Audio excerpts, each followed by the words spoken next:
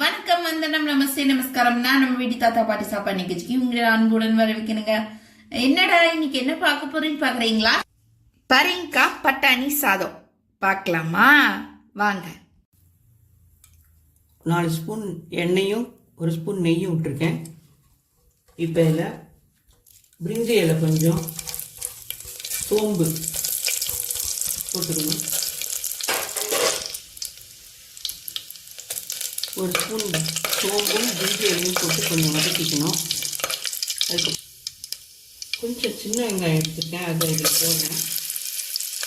நீங்கள் எவ்வளோ வேணால் போடலாம், பெரிய வெங்காயம் போடலாம்.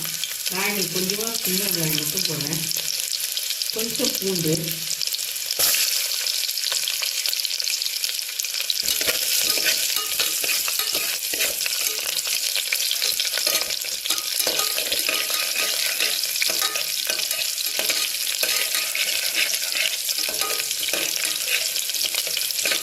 நீங்கள் எவ்வளோ வேணால் சின்ன வெங்காயம் போட்டுக்கலாம், பெரிய வெங்காயம் போட்டுக்கலாம். நான் இன்னைக்கு கொஞ்சம் தான் போட்டுக்கிறேன்.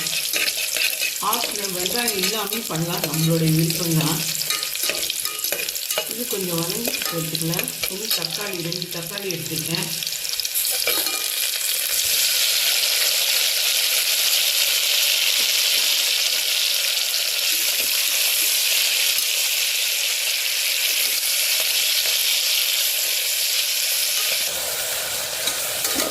கொஞ்சம் வதங்கட்டும்.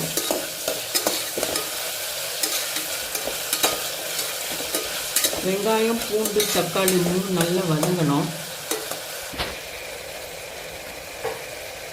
இப்போ இது வதங்கிடுச்சுங்க.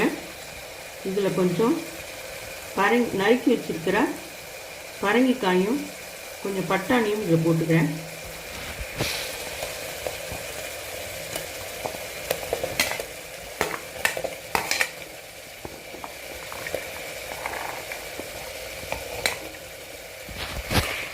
இதை நல்லா ஒரு வதக்கிட்டு இதில் கொஞ்சம் மஞ்சள் பொடி உப்பையும் போட்டு வதக்கலாம். 1 ஸ்பூன் மஞ்சள்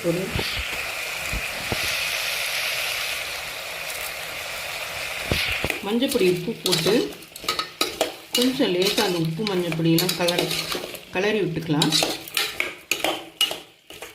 இது உப்பு மஞ்சள் பொடி போட்டதுக்கப்புறம் இது கொஞ்சம் சிம்மில் வச்சு வதக்கிட்டு சிம்மில் வச்சிடலாம். அப்புறம் இதுக்கு கொஞ்சம் தேங்காய்,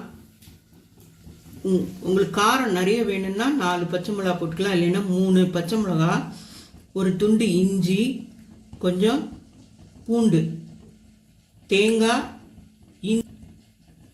பச்சை மிளகா 4 நல்லா அரைச்சிட்டு வந்துடலாம். வாங்கிட்டு வந்துருக்கு. இப்போ ஒரே ஒரு டம்ளர் அரிசியை அலம்பி வச்சுருக்கேன். நீங்கள் வேணாம் பாஸ்மதி அரிசி எடுத்துக்கலாம். நான் நீங்கள் சாதாரண பச்சை அரிசி தான் எடுத்துருக்கேன்.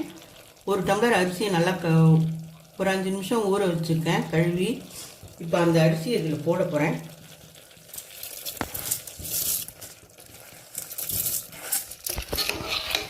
இதை ஒரு கிளறி வச்சுங்க.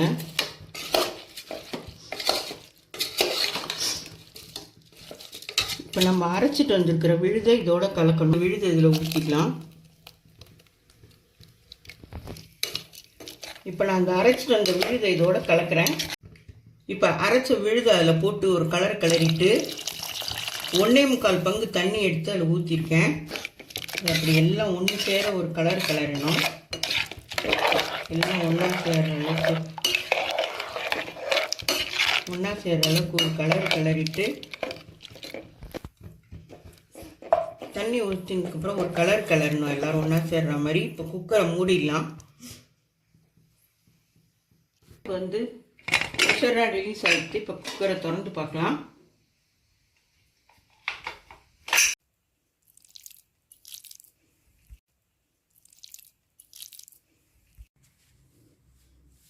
இப்போ நம்ம பரங்கிக்காய் பட்டாணி சாதம் தயாராகிடுச்சுங்க.